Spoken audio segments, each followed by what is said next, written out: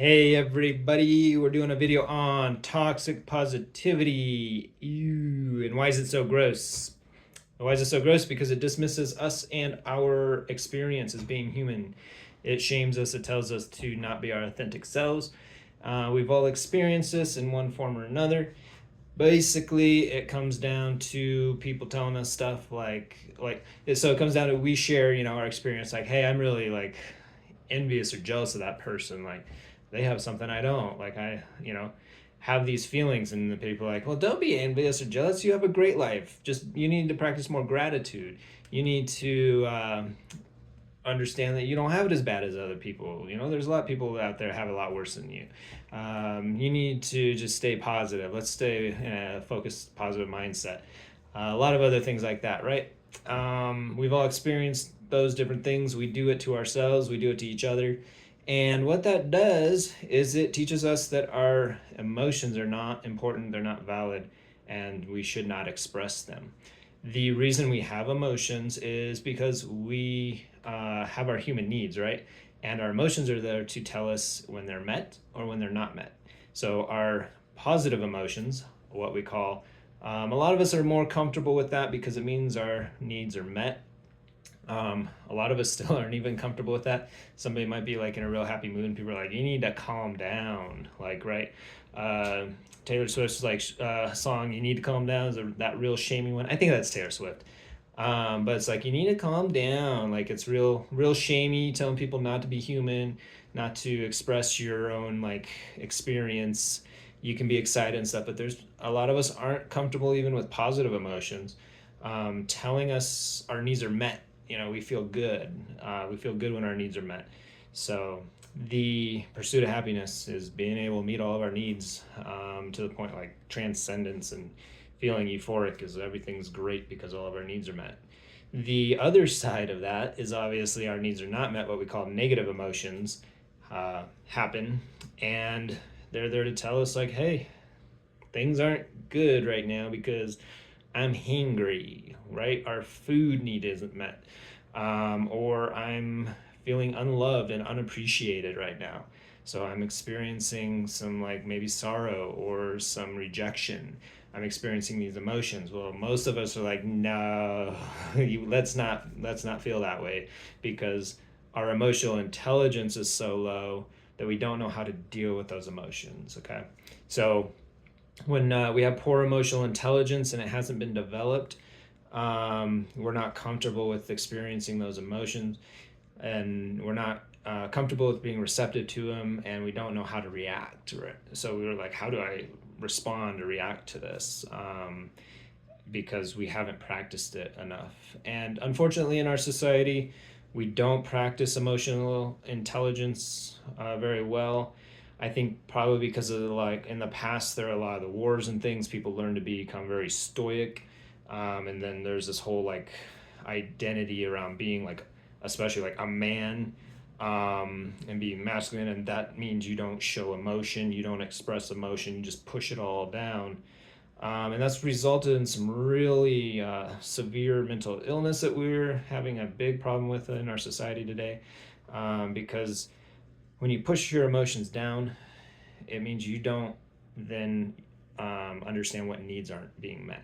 And so if you push your emotions down, you're pushing your human needs down too. And that comes out later as these really explosive, violent, angry outbursts. Because what happens is that when we push our emotions down and our human needs down, they're still there, still human needs. We still need to meet them. And so our mind is going to keep trying to do that in these different weird ways. And it's going to keep coming up with really sometimes dysfunctional ways of trying to get around these blockades that are keeping us from meeting our needs. And so, like, a lot of these mental illnesses are being that we develop occur because our needs aren't being met, and our brain's trying to figure out, okay, how do I get that? Like, do I lie? Do I steal? Let's try some violence here. Um, and so that's where, with our emotions, we have primary, secondary, and tertiary. And our primary emotions are things like rejection, envy, sorrow, sadness, apprehension. Our secondary emotions then come out when our primary emotions are ignored or pushed down, and our needs aren't met. And so when we're dismissed, then we start getting the secondary emotions of anxiety, fear, those, like, we start to get into that fight or flight response. We start getting anxious and we're like agitated. We don't really know why, because we keep pushing those emotions down and those needs. And then if we still aren't heard and validated and understood and our needs aren't met, we get that anger. And there's a lot of different anger like levels of that, but that's the tertiary level where we get furious, typically aggressive, like psychologically, physically, and it's a last resort to try to get our needs met. And if that doesn't work, we develop hopelessness, and that becomes real scary.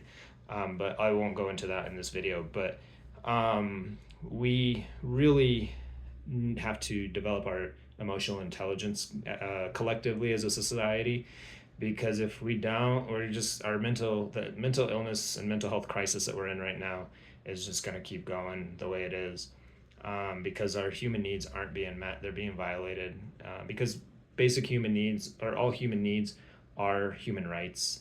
And so our human rights, all of ours, are being violated in one form or another, whether it's our actualization needs or our freedom needs of being able, like, freedom is just the ability to be allowed to meet your needs.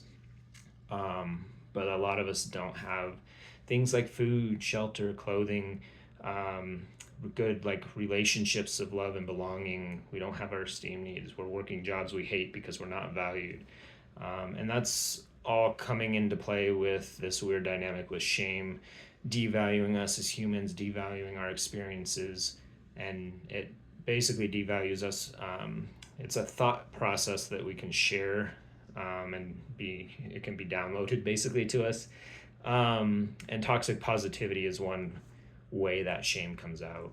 So it basically, shame always tells us, whatever form it comes in, whether it's toxic positivity or another form, it tells us we're not valuable for who we are as a human, as the priceless human being that each of us are in our own experiences. And sharing those experiences is not okay. You have to bottle it all up. Don't stand out. Don't be human. Don't be different. Don't be yourself. Don't be authentic. And this results in a lot of chronic illness in us, physical and mental. So it's something I'll do some more videos on to address. I just wanted to do the toxic positivity because I had a conversation about that. This was somebody who experienced it in their workplace, and it just got me thinking about it. And I was like, yeah, we do that a lot to each other. So try to catch each other doing it, catch yourself doing it. We'll all keep each other, like, create some accountability just for the awareness, and just be like, hey, maybe don't do that. Try this. And it's like, oh yeah, shoot, I didn't realize I was doing that. Dang it, darn, sorry. I'll try to do better next time. Anyway, all of you take care, be kind, and I will see you in the next video. Bye-bye.